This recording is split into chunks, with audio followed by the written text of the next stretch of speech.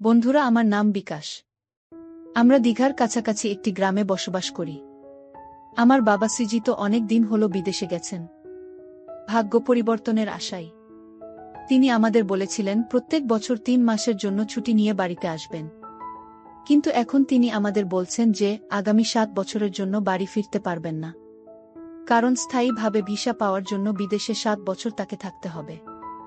এটা আমার এবং আমার মায়ের জন্য একটি কষ্টের খবর ছিল, কারণ এর অর্থ হলো এখনো আরও ৫ বছর আমরা বাবার সাথে দেখা করতে পারব না। গল্প শুরু করার আগে আপনাদের আমার পরিবারের সাথে পরিচয় করিয়ে দেই। আমি আমার বাবা মায়ের একমাত্র সন্তান। আমার বয়স ২৫ বছর, লম্বায় প্রায় ৬ ফিট, ওজন ৭৫ কেজি। আমরা মূলত কৃষক। খেতে পরিশ্রম আর বাড়িতে সবজি সহ ভালো ভালো খাবার খেতে পেয়ে আমাকে অনেক শক্তিশালী দেখতে হয়েছে। এখন আমি অনার্স ৩য় বর্ষে পড়ছি। গ্রামে আমাদের বড় চাষ করা জমি আছে। সেই জমিটি গ্রাম থেকে অনেকটাই দূরে। জমিতে আমরা মূলত ২টি চাষ করি, ধান ও আখ। মাঠের এক কোণায় আমাদের গবাদি পশুর চালাও আছে। সেখানে আমি প্রতিদিন কাজের জন্য যাই। আবার অনেক সময় আমার মাও সাহায্য করতে আমার সাথে যায়। এবার আমার মায়ের সঙ্গে আপনাদের পরিচয় করিয়ে দেই। আমার মায়ের বয়স ৪৫ বছর। আমার মা একটি কৃষক পরিবার থেকে বিলং করে। তাই বাড়িতে এবং মাঠে ঘাটে কঠোর পরিশ্রমের কারণে মা শক্তিশালী এবং পাকাপোক্তভাবে গড়ে উঠেছে। আমার মায়ের গায়ের রং একটু গাঢ় ফর্সা। একটু মোটাসোটা হলেও মা যেহেতু ৫ ফিট ৫ ইঞ্চ লম্বা, তাই মাকে মোটাসোটা বলে মনে হয় না। ওজন ও প্রায় ৭০ কেজি হবে।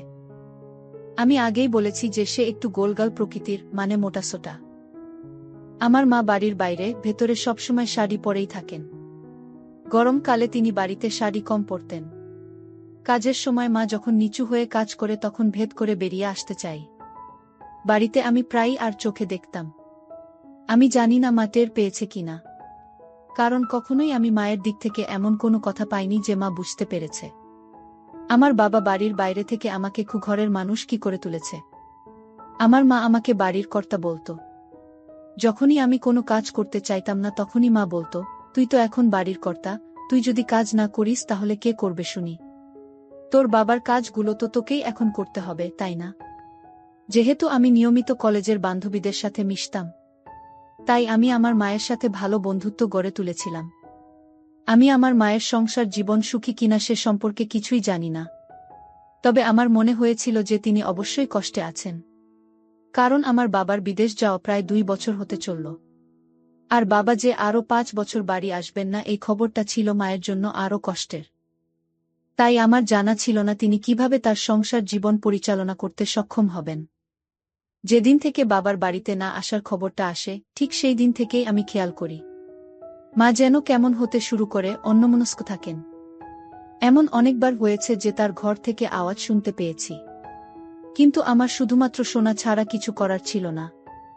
গরমের দিনগুলিতে খুব গরম পড়ত, তাই বাড়িতে আমি কেবল লুঙ্গি পরতাম। অনেক সময় আমি লক্ষ্য করেছি মা আমার পেশিগুলোর দিকে তাকিয়ে থাকেন। অবশ্যই সেই তাকানোটা কোনো ছেলের প্রতি কোনো মায়ের হয় না। মাঝে মাঝে মা আমাকে বলতো যে যেহেতু তোর বাবা বাড়িতে নেই, তাই বাড়ির কর্তা বলতে এখন আমি। তাই আমার বাবার মতো বাড়ির লোকের সমস্ত দায়িত্ব পালন করা উচিত। বুঝতে পারতাম যে মা কি বলতে চাচ্ছেন। তখন আমার ভেতরে অনেক প্রশ্ন ঘুরত। এমন সময় আমিও বলতাম যে সে বাড়ির মহিলা, তাই তারও সমস্ত দায়িত্ব পালন করা উচিত। এই কথার উত্তরে মা বলতো, তুই যদি তোর দায়িত্ব পালন করিস তাহলে আমিও আমার দায়িত্ব পালন করতে প্রস্তুত। এইরকম বন্ধুসুলভ কথা আমাদের মা ছেলের মধ্যে প্রায় হতো, কিন্তু কখনোই আমরা আমাদের সীমা অতিক্রম করিনি। বাড়ির কাজ করার সময় মা অত্যন্ত ঘেমে যেতেন। অনেক সময় আমি যখন মায়ের দিকে তাকাতাম তখন লক্ষ্য করতাম মা আমার দিকে তাকাতো। হয়তো মা বুঝতে পারত, কিন্তু মা কখনোই আমাকে এর জন্য বকা দেয়নি। মা এমন করত যেন আমি যে মায়ের দিকে তাকিয়ে আছি মা সেটা টের পায়নি। আবার কখনো কখনো আমি যখন সকালে উঠে বাথরুমে যেতাম তখন মাও আমার দিকে তাকাতো। আমিও এমন ভাব করতাম যেন আমি লক্ষ্যই করিনি যে মা আমার দিকে তাকিয়ে আছে। একদিন আকাশ মেঘাচ্ছন্ন ছিল। আমরা মা ছেলে মিলে ধান জমিতে গিয়েছিলাম। তারপর জমিতে জল ভরে চার ধরে মাটি দিয়ে বাদ দিয়েছিলাম।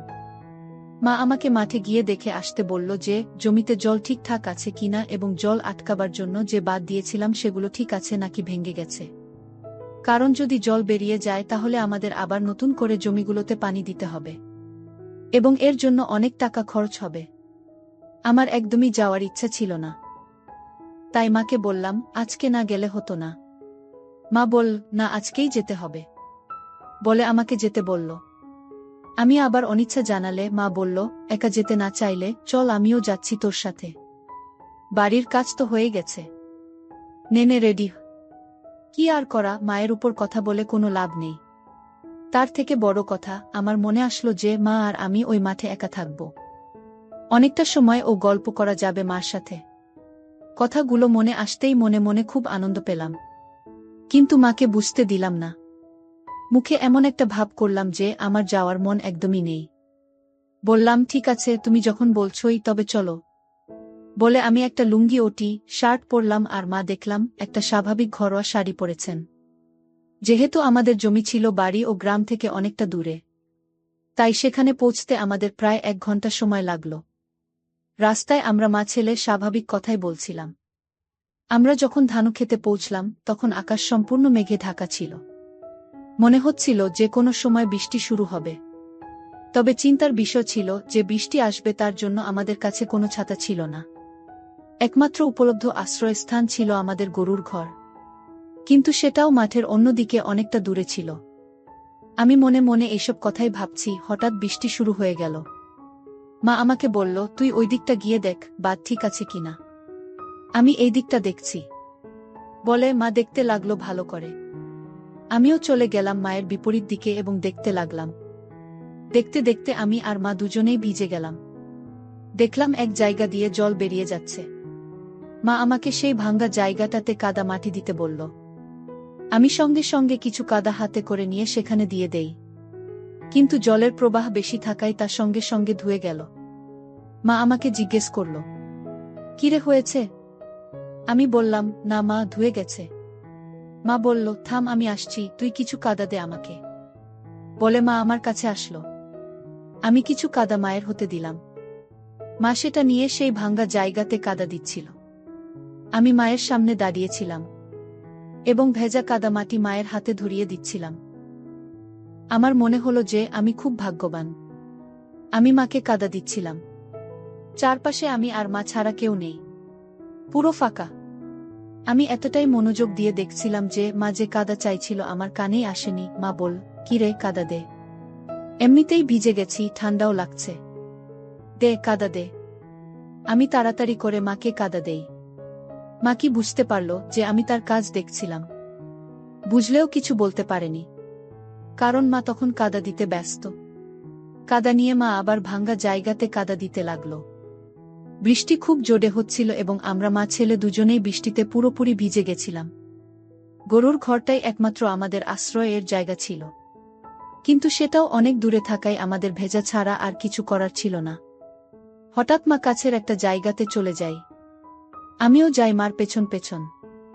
গিয়ে দেখি এই জায়গাটা থেকেও জল বেরোচ্ছে। আমি মায়ের পেছনে গিয়ে দাঁড়াই। মা আমার কাছে কাদা মাটি চাই।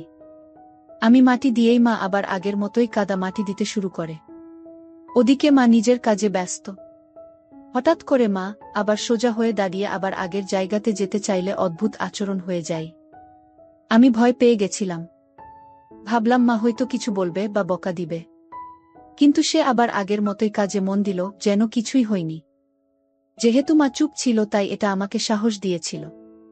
আমি তাকে কাদা দিচ্ছিলাম আর সে সেই কাদা নিয়ে ভাঙ্গা বেড়ার উপর রাখছিল। কিছুক্ষণ পরে মাটির বেড়া ঠিক হয়ে যায় এবং জল বের হওয়া ও বন্ধ হলে যায়। তাই মা সোজা হয়ে দাঁড়িয়ে প্রথমেই আমার দিকে তাকালো। আমাকে কাদায় হাত ধুয়ে আমাদের বাড়িতে ফিরে যেতে বলল। ধানের জমিতে যে জল ছিল সেটা দিয়ে আমি আমার হাত ধুয়ে নেই। তারপর মাও মাঠে হাত ধুয়ে নেই জমিতে থাকা জল থেকে। তারপর বাড়ি ফেরার রাস্তার দিকে ঘুরে দাঁড়ায়। ঠিক তখনই যখন সে ঘুরে আমাদের বাড়ির দিকে পা বাড়ায়, তখন সে ধান ক্ষেতের কর্দমাক্ত ও ভেজা মাটির আলের উপর পিছলে পড়ে যায়। আমি তাকে সাহায্যের জন্য আমার হাতটা মাকে বাড়িয়ে দেই। মা পুরোপুরি জমিতে থাকা জল কাদার মধ্যে পড়ে। সে আমার হাতটা ধরল এবং ওঠার চেষ্টা করল, কিন্তু যেহেতু আমার মা ভারী ছিল, তাই যখন সে উঠতে চাইল, তখন সে আমাকে নিয়ে ওই জলকাদার মধ্যে পড়ে যায়। এখন আমরা মা ছেলে দুজনেই কাদায় পড়ে যাই, আর আমাদের জামাকাপড় ভেজা কাদার ভরে যায়। আমি যত তাড়াতাড়ি সম্ভব উঠে দাঁড়ালাম। আমাদের দুজনেরই কাপড় কাদায় ভরে গেছিল আর বৃষ্টিতেও ভিজে গেছিল। তাই আমি মাকে বলি, মা চলো তাড়াতাড়ি বাড়ি যায়, নইলে শরীর খারাপ করবে। মা আমার কাদায় মাখা লুঙ্গির দিকে তাকিয়ে বলল, তোর অবস্থা দেখতো। তোর কি মনে হয় যে আমরা এই অবস্থায় গ্রামের মধ্য দিয়ে বাড়ি যেতে পারব? আমাদের দুজনকে দেখে যে কেউ বুঝতে পারবে যে আমরা কাদায় কুস্তি লড়েছি। তারপর আমিও বললাম, মা, কাছেই আমাদের গরুর ঘর আছে, সেখানে থাকার জন্য একটি ঘরও আছে। আমাদের গবাদি পশু দেখাশোনা করার জন্য সেখানে একটা ছেলে থাকে। কিন্তু আজকাল তো সে আর এখানে থাকে না, তার নিজের গ্রামে গেছে। ভিতরে তো আর কেউ নেই, তাই না? চলো না ওখানেই যাই। সেখানে গরুর খাওয়ার জন্য একটি সিমেন্টযুক্ত জলের ট্যাঙ্কও তো আছে। সেখানে না হয়ে আমরা আমাদের কর্দমাক্ত কাপড় চোপড় ধুয়ে নিব। বৃষ্টি না থাকা অবধি ওখানে থেকেও যেতে পারব। ততক্ষণে আমাদের কাপড় শুকিয়ে যাবে। কি বলো মা, যাবে? মা বলল, কথাটা তুই মন্দ বলিসনি। বৃষ্টি কখন থামবে তার ঠিক নেই, আর এই অবস্থায় বাড়িও যেতে পারবো না। ওখানে যাওয়াই ঠিক হবে। চল আমরা বরং ওখানেই যাই। আমাদের জামাকাপড়গুলো পরিষ্কার করি, ততক্ষণে বৃষ্টিও থেমে যেতে পারে। চল। আমরা দুজনেই গরুর ঘরের কাছে চাকরের ঘরের দিকে রওনা হলাম। মা খুব সাবধানে পা ফেলে হাঁটছিল। এইভাবেই কিছুক্ষণ হাঁটার পর আমরা মা ছেলে ঘরের সামনে এসে দাঁড়ালাম। তারপর তাড়াতাড়ি ঘরের মধ্যে প্রবেশ করলাম। মা আমার পাশেই দাঁড়িয়েছিল। সে চুপচাপ ছিল এবং ভাবছিল কি বলবে। আমি নীরবতা ভাঙার জন্য বললাম, মা, তুমি খুব সুন্দর একজন মহিলা। আমার মনে হয় না গ্রামের কেউ তোমার সাথে সৌন্দর্যের কম্পিটিশন দিতে পারবে, এমনকি আমার কলেজের মেয়েরাও। ভাবলাম মার সাথে কখনো এমন কথা বলিনি, মা বকা না দেয়। কিন্তু মনে হলো যে মা কিছু মনে করেনি। উল্টে সে হেসে বলল, তুই আমার মন রাখার জন্য এইসব কথা বলছিস, আমি সব বুঝি। না মা, আমি সত্যি বলছি। তুমি আমার চোখে দেখা সব চাইতে সুন্দর নারী। মা বলল, থাক, আর প্রশংসা করতে হবে না। সত্যি বলতে তুইও খুব হ্যান্ডসাম। তোর বাবার মতো হোসেনি তুই। কলেজ এ কতগুলো বান্ধবী আছে তোর? সত্যি করে বল। আমি বললাম, মা, আমি আমার কলেজের একটা মেয়েকেও আমার পছন্দ না। সবগুলো তো পাতলা। যুগ এখন পাল্টে গেছে জানো তো। এখনকার ছেলেরা পাতলা মেয়েদের পছন্দ করে না। একদম তোমার মত। ভুলে যাস না আমি তোর মা। কিন্তু তুমি তো তখন বললে যে বাড়ির লোক আমি। বাবার দায়িত্ব আমাকে দিলে। যদি বাবা তোমাকে এরকম প্রাংশা করত তাহলে কি কিছু বলতে? আমি আমার বাবার সমস্ত দায়িত্ব পালন করব। তুমি শুধু একবার বলে দাও। এরপর মা আমাকে বাবার সব দায়িত্ব দিয়ে দিল। এরপর আমরা মা ছেলেতে খুশি মনে বাড়িতে ফিরলাম। হ্যালো আমার ভালোবাসার বন্ধুরা, কেমন আছো সবাই? আশা করি সকলেই ভালো আছো। আমি তোমাদের প্রিয় চুমকি আপু আবারও চলে আসলাম নতুন একটি গল্প নিয়ে। গল্পটি শেষ পর্যন্ত শুনলে তোমাদের দাঁড়িয়ে যাবে। শুধু শুধু রাগ করছো তুমি মা? তোমার কথা সবসময় মনে পড়ে আমার। বাবা যখন নেই তখন তুমিই তো জগতে আপনার একমাত্র আপনজন। মহিলার কণ্ঠে তবুও রাগ। তোর ওসব তেলবাজি আমি সব বুঝি। গত 12 বছরে হাতে গোনা অল্প কয়েকবার তোর ফোন পেয়েছি, সেটাও প্রতিবার তোর বিডি সিগারেটের জন্য জেলখানায় টাকা পাঠাতে বলেছিস। বলি, তোর বিধমা মাটা এই অজপাড়াগায় এতগুলো বছর কিভাবে বেঁচে আছে, কেমন আছে, সেসব কখনো জিজ্ঞেস করেছিস? পুরুষ কণ্ঠে অনুনয়। ওহ মা, সেটাই বলতেই তো ফোন দিলাম। অবশেষে আগামীকাল আমার সাজার মেয়াদ শেষ হচ্ছে। জেল থেকে বেরিয়েই সরাসরি তোমার ওখানে এসে উঠব। এখন থেকে সবসময় তোমার দেখাশোনা করার জন্যই তো আসছি আমি। মহিলা কণ্ঠটা মুখ ঝামটা দেয়। দেখাশোনা করা না চাই? অন্য কোথাও যাবার জায়গা নেই সেটা বল। তাই বাধ্য হয়ে মার কাছে আসা। পুরুষ কণ্ঠে কাতর অনুরোধ। সত্যি বলছি মা, বিশ্বাস করো। তোমাকে কতকাল দেখি না বলেই ছাড়া পাওয়া মাত্রই তোমাকে দেখতে মন আকুল হয়ে আছে। আগামীকাল থেকেই এতদিনের জমানো সব গল্প করব আমরা মা ছেলে। তারপরেও গজগজ চলছেই। ওরে বাবা, খুব পটানো শিখেছিস দেখি মাকে। মায়ের কাছে চাওয়া মাত্র সবসময় টাকা পয়সা পেয়ে যাস বলেই না আমার এত কদর। না হয় সেই কবে খড়গপুর যাবার পরপরই মাকে ভুলে গেছিস, সে আমার জানা আছে। ছেলের কণ্ঠে স্মিত হাসি। আহারে, কি যে বলো না তুমি! একমাত্র সন্তান কখনো নিজের মাকে ভুলে যেতে পারে? চোখের আড়াল হলেও তুমি কখনোই আমার মনের আড়াল হওনি। এবার মহিলা কণ্ঠটা খানিকটা আবেগী হয়। আচ্ছা, হয়েছে বাবা, হয়েছে। কাল বাড়ি আয়। আমি দুপুরে তোর পছন্দমতো খাবার রেঁধে রাখব নে। ছেলে কণ্ঠে সন্তুষ্টি। ঠিক আছে মা, তাহলে রাখছি। কাল দেখা হচ্ছে। পশ্চিম মেদিনীপুর জেলার খড়গপুর শহরের জেলখানা থেকে ছেলে আকাশ ও গ্রামে থাকা তার মা কাকলির মোবাইল ফোনালাপ শেষ হল। আকাশের পুরো নাম শ্রী আকাশ চন্দ্র ব্যানার্জি। তার বর্তমান বয়স ৩৬ বছর। গত ১২ বছর যাবৎ জেল খেটে অবশেষে ছাড়া পাচ্ছে সে। ২৪ বছর বয়সে খড়গপুর বিশ্ববিদ্যালয়ের পড়াশোনার পাঠ চুকিয়ে শহরের এক বড় মাপের ব্যবসা প্রতিষ্ঠানে চাকরিতে ঢোকার ঠিক ১ মাস পরেই প্রতিষ্ঠানে দুর্নীতির দায়ে জেলে যায় সে। তবে আকাশ আসলে ছিল নিরপরাধ। তাকে ফাঁসানো হয়েছিল ষড়যন্ত্র করে তার নামে হওয়া অর্থ আত্মসাতের মামলার মূল হোতা তার অফিসের বস, যার বউকে আকাশ চাকরিতে ঢোকার ১ সপ্তাহের মাথায় এক অফিস পার্টিতে গিয়ে বউয়ের সাথে ওই এনজয় করে। প্রতিশোধ হিসেবে তাকে ফাঁসিয়ে দেয় বস। আসলে আকাশ ব্যানার্জির এর বাতিকটা গ্রাম থেকে পড়ালেখার জন্য খড়গপুর এসেই রপ্ত হয়। আজ থেকে ২০ বছর আগে মাত্র ১৬ বছরের কিশোর বয়সেই বাবা মাকে ছেড়ে শহরের কলেজ বিশ্ববিদ্যালয়ে পড়তে আসা ছেলে আকাশ তখন থেকেই তার সহপাঠী বান্ধবী, সিনিয়র জুনিয়র সবাইকে পুটিয়ে এই নিষিদ্ধ অভ্যাস আয়ত্ত করে। মেয়েদের সাথে মিলেমিশে তাদের বিছানায় তুলতে সিদ্ধহস্ত হওয়ায় অফিসে জয়েন করার মাত্র ১ মাসেই বিভিন্ন বয়সের বিভিন্ন গড়নের ছোট থেকে বড় সব বয়সের মহিলা সহকর্মীদের সাথে এসব কাজ করেছে। এমনকি পুরুষ সহকর্মীদের বউদেরও সে রেহাই দিত না।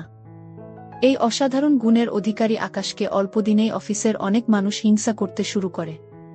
অন্যদিকে শ্রীমতী কাকলি রানী ব্যানার্জি বা কাকলি নামে পরিচিত আকাশের মায়ের বর্তমান বয়স ৫৬ বছর। পশ্চিম মেদিনীপুর জেলারই ঘাটাল লোকসভার অন্তর্গত বাসুদেবপুর গ্রামে থাকে। আজ থেকে ১৬ বছর আগে গ্রামের মুদি দোকানি কাকলির স্বামী বা আকাশের বাবার রোড দুর্ঘটনায় অকাল মৃত্যুর সময় কাকলির বয়স তখন ৪০ বছর।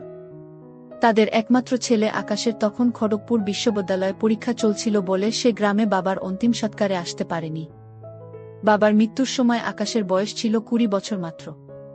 তখন থেকেই বিধবা কাকলি একাই ঘর সংসারের সব কাজ সামলানোর পাশাপাশি আজ উপার্জনের একমাত্র সম্বল মুদি দোকানটিও একাই চালাত। কর্মঠ সংসারী নারী কাকলির দোকানের সামান্য আয় বাঁচিয়ে ছেলের শহরে পড়ালেখার সমস্ত খরচ মিটিয়েছে। এমনকি জেলে যাবার আগে ছেলের মামলা মোকদ্দমার ব্যয়, তার গত ১২ বছরের কয়েদি হিসেবে থাকার সিগারেট চায়ের খরচ সবই কাকলি পাঠিয়েছে গ্রাম থেকে। ছেলেটা বিধবা কাকলি জগত সংসারে একমাত্র আপনজন। তাই ছেলের জন্য ভালোবাসার অন্ত নেই তার। কিন্তু কাকলির চাপা অভিমান, আকাশ সেভাবে কখনোই তার মায়ের পরিশ্রম বা ভালোবাসার মূল্য দেয়নি ঠিকমতো। এমনকি বাবার মৃত্যুর পর জেলে যাবার আগের ৪ বছর বিধবা মাকে দেখতে গ্রামে পর্যন্ত আসে নাই সে। কাকলি ছেলেকে আসার কথা বললেই পরীক্ষা পড়াশোনার অজুহাতে এড়িয়ে যেত ছেলে। আসলে শহুরে মেয়ে বা নারীদের পেয়ে মাকে সময় দেওয়ার কথা মাথায় আসত না তার। স্বামীর মৃত্যুর পর গত ১৬ বছর বাসুদেবপুর গ্রামের নিভৃত কোণে একাই কাটিয়েছে মা কাকলি। এমন পরিস্থিতিতে পরদিন জেল থেকে ছাড়া পেয়ে তাই সরাসরি মেদিনীপুরের নিজ গ্রামে মায়ের কাছে ফিরে আসে ছেলে। ঘরের ছেলে এতগুলো বছর পর অবশেষে ঘরে ফিরল কিশোর পেডিয়ে, তরুণ পেডিয়ে, সে এখন ৩৬ বছরের হাট্টাকাট্টা মরদ। গ্রামের বাড়িতে পৌঁছুতেই দেখে মা সদর দরজায় তাকে অভ্যর্থনা জানাতে দাঁড়িয়ে আছে। নিচু হয়ে মা কাকলিকে পা ছুঁয়ে প্রণাম করে আকাশ। আদরের ছেলেকে তৎক্ষণাৎ বুকে টেনে নিল মা। কান্না ভেজা আবেগী সুরে বলে, অবশেষে তুই এসেছিস বাপ। বাবামরা মাটাকে রেখে বিদেশ বিভুয়ে কতই না কষ্ট করলি। এতদিন পর বিধবা মাকে মনে পড়ল তোর? মাকে ধরে, আহারে, কি যে বলো তুমি মা! নিজের একমাত্র পরিবারকে কোনো ছেলে ভুলতে পারে? ওসব শহর বিদেশের সবকিছু ছেড়ে ছুড়ে একেবারেই চলে এলাম। তবে এখন থেকে ছেলে হয়ে মায়ের সেবা করাই আমার একমাত্র কর্তব্য।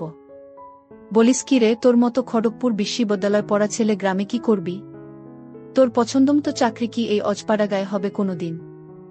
শহরে ছাড়া তোর উপযুক্ত কাজ কোথায় এই বাসুদেবপুর গ্রামে? শহরে আর ফিরছি না আমি মা।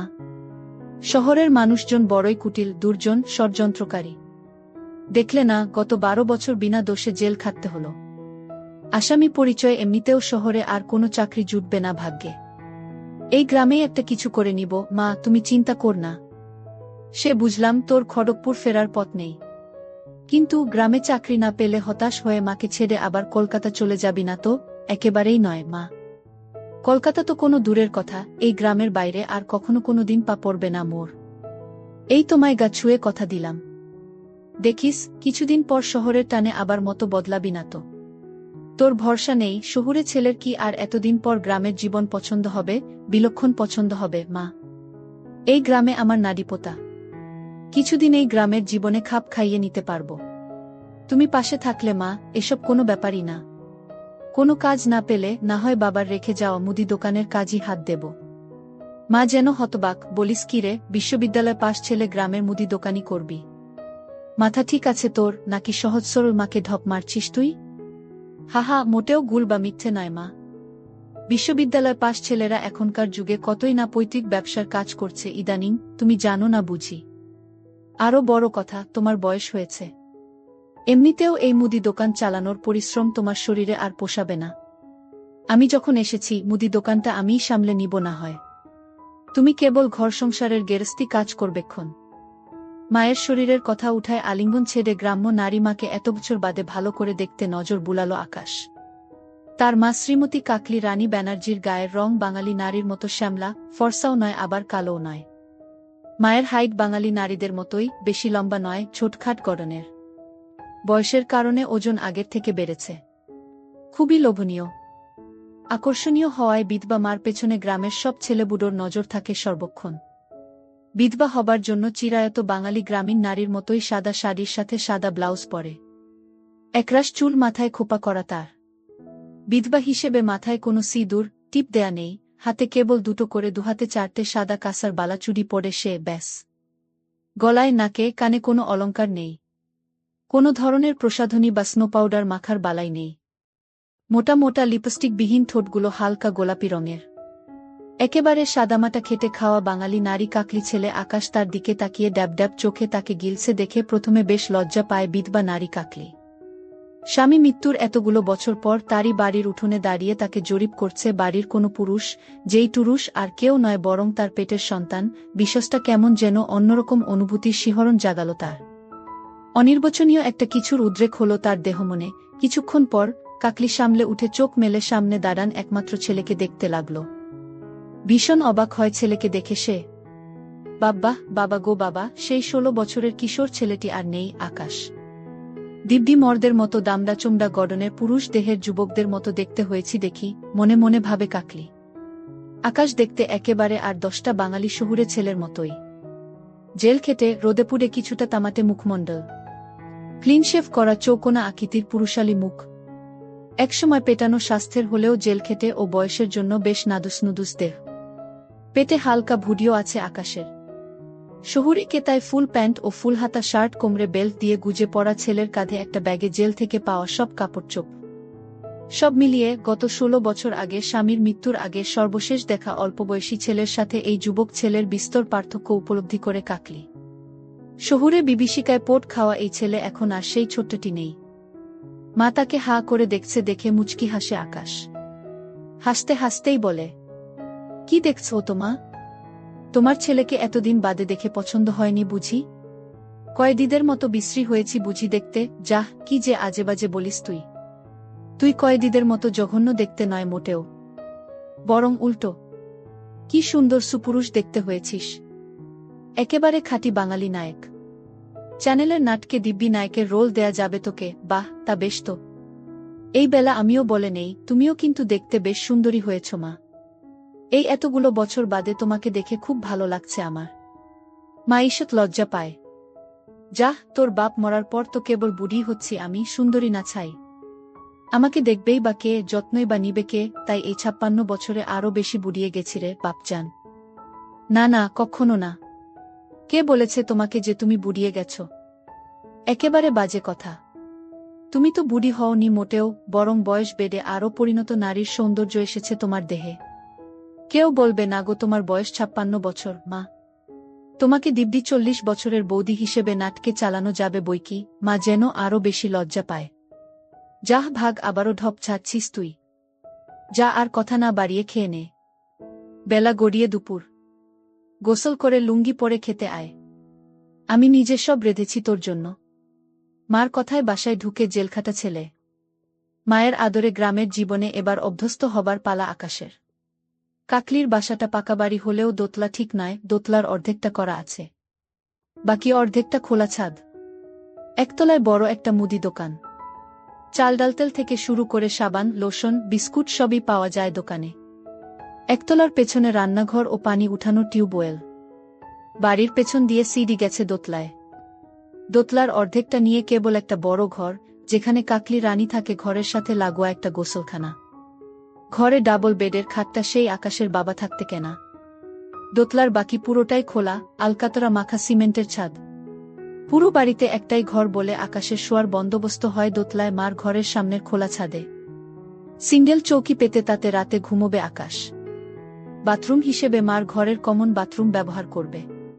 পুরো দেড়তলা বাড়িতে মানুষ বলতে কেবল মা ছেলে। ঘরের সব কাজ কাকলি একাই করে বলে কোনো ছুটা বা বান্দা চাকরানি বা বুয়া নেই। এভাবে পৈতৃক নিবাসে মার হাতের সুস্বাদু রান্না খেয়ে বেশ সময় কেটে যাচ্ছিল আকাশের। 1 মাস পর সে বোঝে গ্রামে তার মতো শিক্ষিত ছেলের উপযুক্ত কোনো চাকরি বাকরি নেই। হয় কৃষিকাজ, নয়তো বাবার দেয়া দোকানদারি, এই দুটোর একটা করতে হবে তাকে। এছাড়া প্যান্ট শার্ট ছেড়ে গ্রামের গরম আবহাওয়ায় খালি গায়ে লুঙ্গি পরতে পরিবর্তিত আকাশের কাছে গ্রামের জীবনটা কিছুদিন পরেই খুব নিরানন্দ, উৎসব বিমুখ, পানসে লাগতে থাকে, ঘেমি কাটাতে, ফোনে তার পুরনো সব শহুরে বান্ধবীদের সাথে কথা বলে সময় কাটাতে থাকে সে। তাদের সাথে সে উত্তেজিত বাক্যালাপ চালা। সেই যে জেলে যাবার আগে শেষ কবে 12 বছর আগে ওসব কাজ করেছে আকাশ, তারপর থেকে আজ অবধি হাত দিয়েই কাজ চলছে তার। আসলে সত্যি বলতে কি, জেলখানার কয়েদি হিসেবে গত 12 বছরের শারীরিক বা মানসিক কষ্টের চেয়ে নারীদের সাথে এনজয় করতে না পারার কষ্টটাই জেলে বেশি অনুভব করেছিল আকাশ। মায়ের গ্রামের বাড়ি এসেও এনজয় করার অনুপস্থিতি অসহনীয় লাগতে থাকে তার। গ্রামের অন্যান্য নারীছুড়িরা জেলখাটা আসামি হিসেবে ভয় পেয়ে তার সাথে মিশে না কেউ। বিবাহের বয়সী 36 বছরের জোয়ান ছেলের সাথে গ্রামের কোনো নারী কথা বলার সাহস করে না, ওসব তো পরের কথা। তাই রোজ রাতে খেয়ে দেয়ে মা ঘুমনের পর খোলা ছাদে বিছানো নিজ চৌকিতে শুয়ে মোবাইলে ছাইপাস দেখে দিন কাটছিল আকাশের। এভাবেই পেরো 1 মাস।